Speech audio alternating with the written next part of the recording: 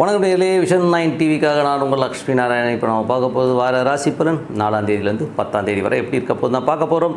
எப்போதுமே சொல்கிறதான், லக்னத்துக்கு பாருங்கள், ராசிக்கு பார்க்குற லக்னத்துக்கு பார்க்குறது ரொம்ப ரொம்ப சிறப்பாக இருக்கும். அதே நேரத்தில் உங்கள் ஜாதக ரீதியாக என்ன தசாபுத்தி அந்த அதை நோட் பண்ணி வச்சு பார்க்கும்போது ரொம்ப சிறப்பாக இருக்குங்க.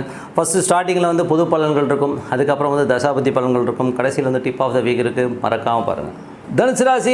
தனுசு ராசிக்கு வந்து எப்படி இருக்கும் அப்படின்போது, உங்களது ராசி அதிபதி குரு வந்து 5லிருந்து சுக்கிரனுடைய சாரத்தில் இருக்கும்போது நல்ல வேலையில் நல்ல ஏற்றங்கள், நல்ல லாபங்கள், நல்ல ஒரு வருமானங்கள் வருவதற்கான வாய்ப்புகள் ரொம்ப சிறப்பாக இருக்குது. குழந்தைகள் விஷயங்களையும் வந்து சிறப்பான ஒரு விஷயங்கள்லாம் கண்டிப்பாக எதிர்பார்க்க முடியும். ஸோ குழந்தைகள் இல்லாதவர்கள் குழந்தைகள் கிடைப்பதற்கான வாய்ப்புகளும் ரொம்ப சிறப்பாக இருக்கும். ஸோ அதெல்லாமே ரொம்ப நல்லாயிருக்கும். குரு சுக்கிரன் ஒரு பெரும் பணம், பூர்வீகம் சம்பந்தமான விஷயங்கள், பூர்வீக சொத்துக்கள் சம்பந்தமான விஷயங்கள், பெரும் பணம் வருவதற்கான வாய்ப்புகளும் நல்லாவே இருக்குது. மற்றபடி 2ஆம் அதிபதி 3ல் இருக்கும்போது கலகங்கள் ஏற்படுவதற்கான வாய்ப்புகள் இருக்கணும். ரொம்ப கவனமாக இருக்கணும். இனிமேல் 2ஆம் அதிபதி 3ல், 3ஆம் அதிபதி 2ல் இருக்கும்போது அந்த மாதிரி விஷயங்கள் இருக்கும். கொஞ்சம் கேர்ஃபுல்லாக இருக்கணும். நமக்கு தெரியாமல் கேமரா வைக்கிறது, ஃபோன் ரெக்கார்ட் பண்ணுறது, இந்த மாதிரி விஷயங்கள்லாம் இருக்கும். பார்த்து நடந்துக்கணும்.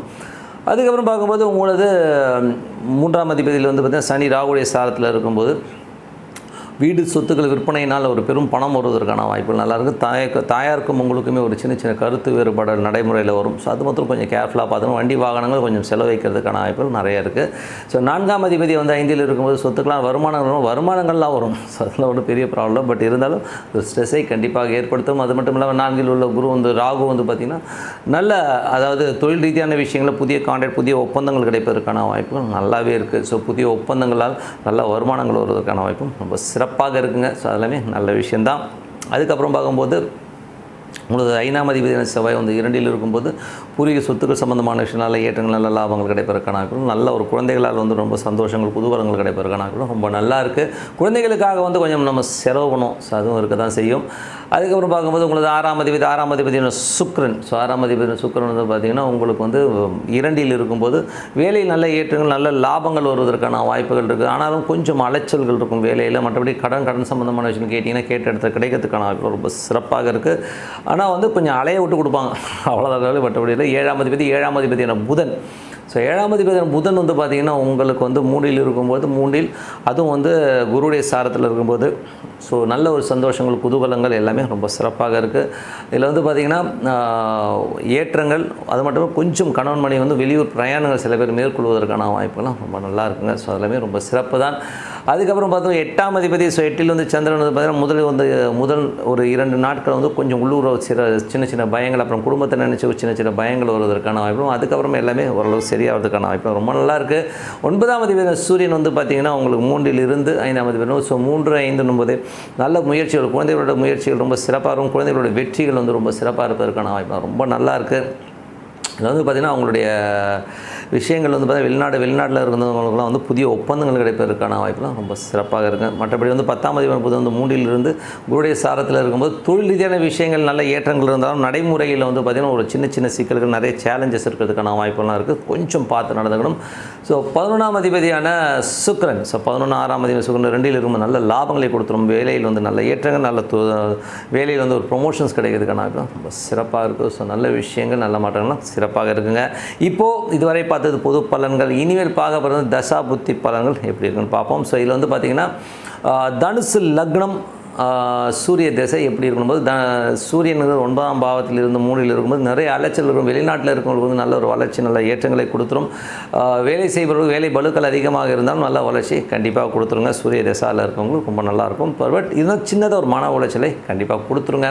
வெளிநாட்டில் தொழில் செய்பவர்களுக்கு வந்து ஒரு சின்ன டென்ஷன்ஸ் இருக்கும். மற்றபடி வந்து எல்லாமே சிறப்பு. வேலை செய்பவர்களுக்கு வந்து வேலையில் வந்து நிறைய வேலை பளுக்கள் இருக்கும், அவ்வளோதான்.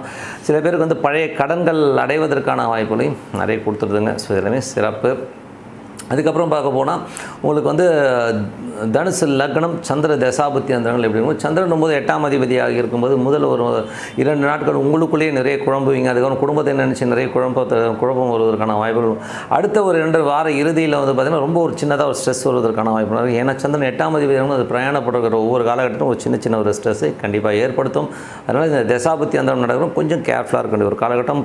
இதுக்கு வந்து ரெமிடின்னு பார்க்க போனோம்னா பிரார்த்தனை தான். ஸோ அமைதியாக இறைவன்கிட்ட நம்மளை சரணடைஞ்சு பிரார்த்தனை பண்ணும்போது கண்டிப்பாக அடுத்த லெவல் போகிறதுக்கான வாய்ப்புலாம் ரொம்ப சிறப்பாக இருக்குது.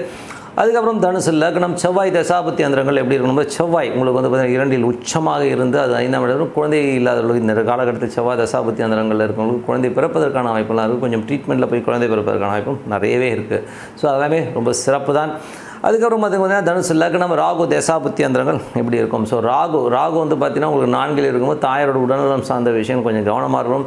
கொஞ்சம் ட்ரீட்மெண்ட் சில பேர் கிடைக்கிறதுக்கான வாய்ப்புகள் இருக்குங்க. மற்றபடி வந்து எல்லாமே சிறப்பு தான். ஸோ நல்ல ஏற்றங்கள் நல்ல விஷயங்கள். அதுவும் வந்து பார்த்திங்கன்னா கொஞ்சம் சில பேருக்கு வந்து தாயாரோட உடல்நலம் கொஞ்சம் சில பேர் கருத்து வேறுபாடுகளே வரும். ஸோ அது வந்து கொஞ்சம் பார்த்து நடந்துக்கணும். சில பேர் சொத்துக்கள் விற்பனைகள் ஆவதற்கான வாய்ப்புகள் நிறைய இருக்குங்க. ஸோ இதெல்லாம் வந்து ராகு தசாபுத்தி அந்தரம் நடக்கிறவங்களும் கண்டிப்பாக நடப்பதற்கான வாய்ப்புலாம் இருக்குது. அதுக்கப்புறம் உங்களுக்கு வந்து எப்படி இருக்கும் அப்படின்னும்போது உங்களுக்கு வந்து தனுசு லக்னம் குரு தசாபுத்தி அந்தரங்கள் எப்படி இருக்கணும் போது 4ஆம் அதிபதி 4ஆம் அதிபதி 5இலிருந்து அது வந்து 6-11ஆம் அதிபதியுடைய சாரத்தில் இருக்கும்போது குழந்தைகளோட வளர்ச்சி ரொம்ப சிறப்பாக இருக்கும். பூர்வீக சொத்துக்கள் சம்பந்தமான விஷயம் கிடைப்பதற்கான வாய்ப்புகள் நிறையா இருக்குது. புதிய வரவுகள் புதிய குழந்தை கரு உருவாகுதல் இந்த மாதிரி விஷயங்கள் நடப்பதற்கான வாய்ப்பு ரொம்ப சிறப்பாக இருக்குது. ஸோ தனுசு லக்னம் குரு தசாபுத்தி அந்தரங்கள் ரொம்ப சிறப்பான பலன்களை கண்டிப்பாக கொடுத்துருங்க. தனுசு லக்னம் சனி தசாபுத்தி அந்தரங்கள் எப்படி இருக்கணும் போது கொஞ்சம் கேர்ஃபுல்லாக இருக்கணும். கொஞ்சம் கலகங்கள் வருவதற்கான வாய்ப்புகள் ரொம்ப கேர்ஃபுல்லாக இருக்கணும். அதுவும் வந்து பார்த்திங்கன்னா ராகுடைய சாரத்தில் போகும்போது சொத்துக்கள் விற்பனையினால் ஒரு பெரிய பணம் வருவதற்கான வாய்ப்புலாம் ரொம்ப சிறப்பாக இருக்கும். ஸோ அது ஒரு ரொம்ப நல்ல விஷயங்கள் தான். இருந்தாலும் தாயாருக்கும் கூட சின்ன சின்ன ஒரு இடர்பாடுகள் கொஞ்சம் கருத்து வேறுபாடுகள் வரும். ஸோ அதை மட்டும் கொஞ்சம் அட்ஜஸ்ட் பண்ணி போகணும். அதுக்கப்புறம் தனுசு லக்னம் புதன் தசாபுத்தி அந்தரங்கள் எப்படி இருக்கணும் போது புதன் வந்து பார்த்தீங்கன்னா 7-10ஆம் அதிபதி 3இல் இருக்கும்போது கொஞ்சம் பிரயாணங்கள் அதிகமாக இருக்கணும். கணவன் மனைவியோட கொஞ்சம் பிரயாணங்கள் கொஞ்சம் சுற்றுறதெல்லாம் கொஞ்சம் ஹெவியாக இருக்கும். தொழில் ரீதியான விஷயங்கள் ஒரு சிறப்பான விஷயங்கள் நல்லாவே இருக்கும்.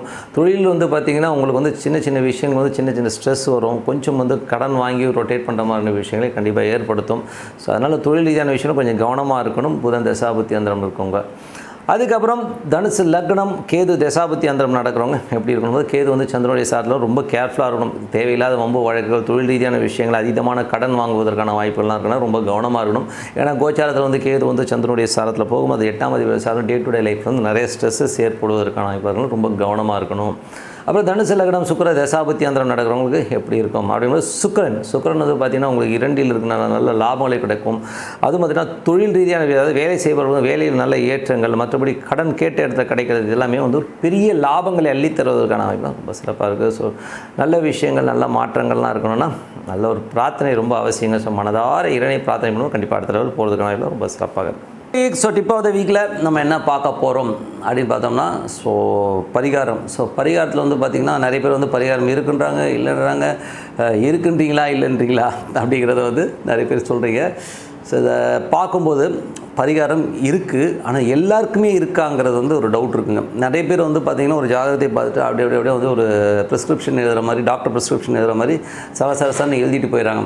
ஸோ அந்த மாதிரி கிடையாது. ஸோ ப்ரிஸ்கிரிப்ஷன் மாதிரி எழுத முடியாது. அதனால் வந்து மேஜராக என்ன பார்க்கணும் அப்படின்னும் போது ஒரு கிரகமோ ஒரு பாவமோ வந்து நம்ம வந்து ஒரு பரிகாரம் பண்ணுறோம். உதாரணத்துக்கு வந்து ஒரு 7ஆம் பாவம் 7ஆம் பாவத்துக்கான பரிகாரங்கள் போடும்போது அந்த பாவத்தில் செவ்வாயோ இல்லை அஷ்டமாதிபதியோ உட்காந்துன்னா அந்த பரிகாரம் பலிக்காதுங்க. ஸோ அது வந்து தோஷங்களை அதிகப்படுத்தணுங்கிறது தான் உண்மையான விஷயம். ஸோ அதை வந்து முதல்ல மெயினாக பார்க்கணும். 8ஆம் அதிபதி மட்டும் இல்லாமல் செவ்வாயும் அங்கே உட்காந்துச்சுன்னு வைங்களேன், கண்டிப்பாக அந்த பரிகாரம் பண்ணக்கூடாதுங்க. ஸோ அந்த மாதிரி பண்ணும்போது தான் நிறைய பேர் பார்த்திங்கன்னா பரிகாரம் பண்ணிட்டு வரும்போது ஆக்சிடென்ட் ஆகுறது, வண்டி இதாகிறது, நிறைய ப்ராப்ளங்களை ஃபேஸ் பண்ணுறது இந்த மாதிரி ஜாதகங்கள் தான் பண்ணிட்டு வருதுங்க. சரிங்க, அப்படின்னா கர்மான்றது இதெல்லாம் உண்மையாங்கன்னா கண்டிப்பாக உண்மைங்க. சில கர்மாக்கள் வந்து நம்ம தீர்க்கவே முடியாது. வாழ்ந்து நம்ம அனுபவித்து தீர்க்க வேண்டிய கர்மாக்கள் தான் இதெல்லாம். ஸோ 8ஆம் அதிபதியோ செவ்வாயோ வந்து தொடர்பு இருந்ததுன்னா அவன் வந்து அனுபவித்து இந்த பரிகாரம்லாம் கிடையாது. அது வந்து நான் அனுபவித்து தீர்க்க வேண்டிய ஒரு கர்மா தான் இல்லையா, இதுலேருந்து எஸ்கேப் ஆக முடியாதுன்றது தான் உண்மையான விஷயம். அப்போது இதுக்கான ரெமெடி எப்படி இருக்குது அப்படின்னு சொல்லும்போது கர்மா தாங்க. ஸோ கர்மா தியரியில் வந்து சில விஷயங்கள் பண்ணலாம். இது வந்து எப்படின்னா பிரார்த்தனை. ஸோ நல்ல ஒரு பிரார்த்தனை பண்ணும்போது பார்த்திங்கன்னா உங்களுக்கு வந்து அந்த கர்மா வந்து ஃப்ரீ ஆகுங்க. ஸோ அது ஒரு விஷயம். ரெண்டாவது விஷயம் வந்து பார்த்திங்கன்னா இப்போ உதாரணத்துக்கு சொல்லப்போனால் நம்ம பிறக்கும்போது ஒருத்தர் வந்து சந்திரன் வந்து அஸ்வதி நட்சத்திரத்தில் வந்து ஒருத்தர் பிறந்திருக்கார். ஸோ அவருடைய கர்மா என்னென்னு பார்த்தீங்கன்னா சூரியனுடைய கர்மா வருது. ஸோ சூரியனுடைய கர்மானும் போது நீங்கள் அவர் அந்த அஸ்வதி நட்சத்திரத்தில் பிறந்தவர்களுடைய நீங்கள் லைஃப் எடுத்து பார்த்தீங்கன்னா தந்தையால் வந்து பெருசாக பாதிக்கப்பட்டிருப்பாங்க. எதுக்கு சொல்கிறேன், இது உதாரணத்துக்காக சொன்னேன். தந்தையினால் அதிகமாக பாதிக்கப்பட்டவர்களாக தான் கண்டிப்பாக இருப்பாங்க. அதே மாதிரி வந்து பார்த்திங்கன்னா, ஏன்னா அந்த சூரியன் பாவம் வந்து கர்மாவாக வரும்போது அந்த ஏதாவது ஒரு ரூபத்தில் அப்பா ரொம்ப பாசமானவர் தான் இருந்திருப்பார். ஆனால் அந்த பாசமே இவங்களை வந்து கண்டிப்பாக வந்து கவுத்து விட்ருக்கும். ஒரு லெவலில் வந்து அவங்க சொல்லியிருப்பாங்க, அப்பா உன்னால் தான்ப்பா நான் ரொம்ப கஷ்டப்பட்டேன் அப்படிங்கிற லெவலில் கொண்டு வந்து விட்ருங்க. அது ஒரு விஷயம். அதுக்கப்புறம் பார்த்திங்கன்னா, யாரெல்லாம் அஸ்வதி நட்சத்திரத்தில் இருக்கணும் நிறைய அபார்ட் இருக்கும் அந்த ஃபேமிலியில். ஸோ அஸ்வதி நட்சத்திரத்தில் இருக்கவங்களுடைய அஸ்வதி நட்சத்திரம்னும் போதே கண்டிப்பாக வந்து அஸ்வதியாக இருந்தாலும் சரி அஸ்வினி ரெண்டுமே ஒன்று தான் சொல்கிறேன். ஸோ அதில் வந்து நிறைய அபார்ஷன்ஸ் இருக்கும். ஸோ இதெல்லாம் வந்து நீங்கள் ஒரு கணக்கில் எடுத்து பாருங்கள், கண்டிப்பாக இது கனெக்ட் ஆகும். இப்போ இது கனெக்ட் ஆகுதுன்னா அப்போ கர்மா இருக்கிறது உண்மைதான். என்ன ஸோ அப்போ என்ன பண்ணணும், அப்போ சூரியன் சம்மந்தமான விஷயங்களுக்கு வந்து நம்ம எலும்பு முறிவு மருத்துவமனையில் யாராச்சும் ஏழப்பட்டவங்க இருக்காங்கன்னா அவங்களுக்கு ஹெல்ப் பண்ணுறது ஒரு யூஸ்ஃபுல்லாக இருக்கும்.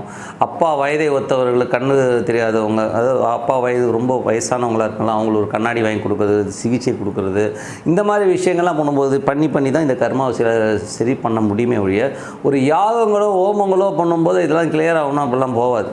ஸோ அட்லீஸ்ட் என்கிட்ட காசே இல்லைங்க, நான் என்னங்க பண்ணும்போது அட்லீஸ்ட் அந்த சூரிய நட்சத்திரம் வர அன்றைக்கி ஏதாச்சும் வந்து ஒரு கோதுமை பாக்கெட் வாங்கி கொடுக்கலாம். இல்லையா அஸ்வதி நட்சத்திரம், அஸ்வதியோ அஸ்வினியோ நீங்கள் எப்படி சொல்கிறீங்களோ, ஸோ அஸ்வினி நட்சத்திரம் வர அன்னைக்கு நீங்கள் வந்து ஒரு கோதுமை பேக்கெட்டோ ஒரு சப்பாத்தி குருமா ஒரு ஆளுக்கு ஒரு 15 ரூபா 20 ரூபாய்க்கு வாங்கி கொடுக்க முடியாதா?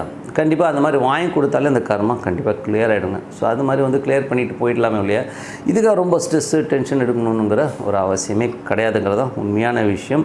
ஸோ அதனால் வந்து பரிகாரம் வந்து எல்லாத்துக்குமே கிடையாதுங்கிறத மைண்டில் வச்சுங்க. கர்மாவுக்கு வந்து இருக்கான்னா கர்மாவுக்கு இருக்குது, அந்த கர்மா வந்து எப்படி தீர்க்கணும் இப்படி தான் தீர்த்துட்டு வர முடியும் இல்லையா. மற்றபடி வந்து 8ஆம் அதிபதியோ செவ்வாயோ வந்து தொடர்பில் இருக்கிறவங்க தயவு செய்து வந்து பரிகாரம் பண்ணாதீங்க. 1க்கு 2 3 ஜோதிகளை கேட்டுட்டு அப்புறம் பரிகாரம் பண்ணிக்கிட்டது தான் உண்மையான விஷயம். ஸோ இதான் tip of the week. So அதனால் கர்மா இருக்கிறதுனால சரணடைங்க. பிரார்த்தனைக்கு ஈடு என்ன வேறு எதுவுமே இல்லை. அதனால் பிரார்த்தனை பண்ண சிறப்பான வழி கண்டிப்பாக இருக்குங்க.